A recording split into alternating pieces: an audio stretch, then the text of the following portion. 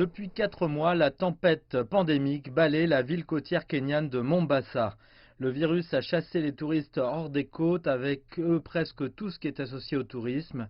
Les oiseaux ont pris le dessus sur la côte, un vide laissé après que le Covid-19 a poussé les gens à rester confinés dans leur pays.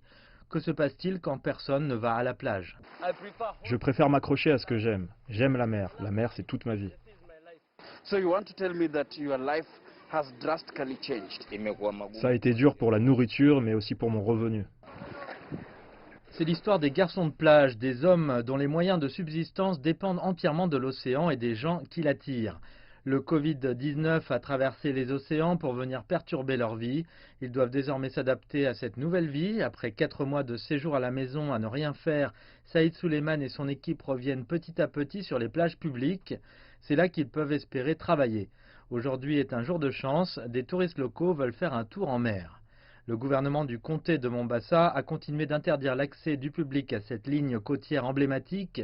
La crainte est que la surpopulation au bord de la mer pourrait conduire à la propagation du virus dans la population locale.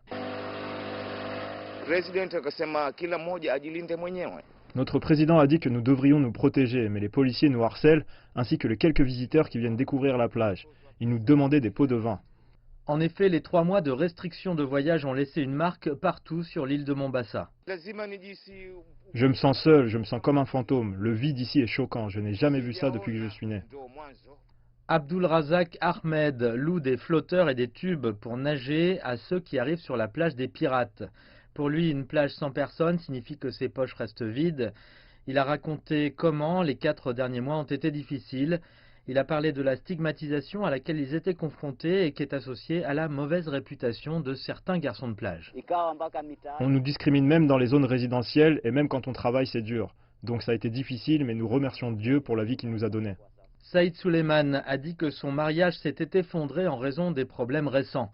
Des conflits sans fin avec sa femme l'ont forcé à fuir son foyer conjugal.